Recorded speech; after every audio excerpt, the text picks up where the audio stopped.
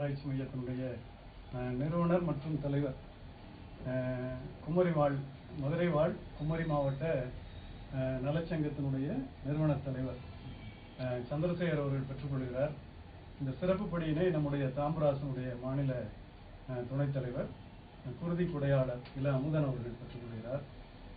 சிறப்பு படியை பெற்றுக்கொள்வதற்காக நம்முடைய நல்லாசிரியர் இளைஞர் போல தெரிகிற முருகேசன் தம்பதியர்,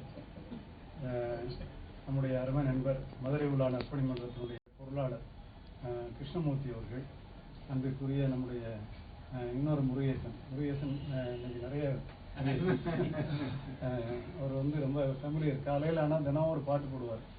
அது மாதிரி முருகேசன் அவர்கள், அன்பிற்குரிய சுற்றம் நட்பம் இதழ் ஆசிரியர், வஉசி சமூக நலப்பு அவர்களுடைய செயலாளர் தியாகத்திரு ஸ்ரீ ராமசுப்ரமணியம் அவர்கள், எல்ஐசியினுடைய முன்னாள் டிஓ அன்பிற்குரிய லக்ஷ்மணன், எல்லோரும் இங்கே சிறப்பு படி பெற்றுக் கொள்கிறார்கள். இந்த நூலாசிரியர் நம்முடைய அன்பிற்குரிய பெருமகன், ஒரு மனிதன் எப்படி எளிமையாக வாழ வேண்டும் என்பதற்கு ஒரு ரோல் மாடலாக வாழ்ந்தவர் அன்பிற்குரிய வஉசி வாலேஸ்வரன் ஐயா அவர்கள். அதெல்லாம் அமுத்தி விட்டுருவோம், சட்டங்கள் ஆஃப் பண்ணி.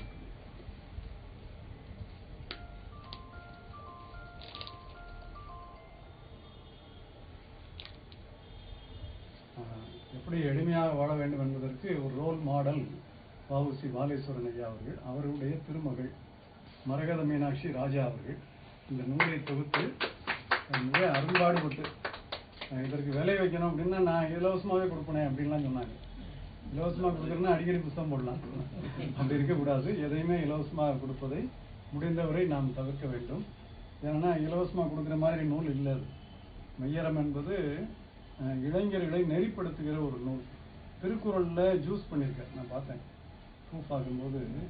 அவ்வளோ பெரிய பெரிய கனமான செய்தியெல்லாம் அதுக்குள்ளே வஉசி அவர்கள் சொன்னதை அவருடைய பேத்தி ரொம்ப அக்கறை எடுத்து, அவர்களை பற்றி சொல்லணும்னா இன்னொரு வீடியோவே போடலாம், அப்படி நிறைய பேச முடியும். அவ்வளோ ஆர்வத்தோடு நிறைய பண்ணுறாங்க.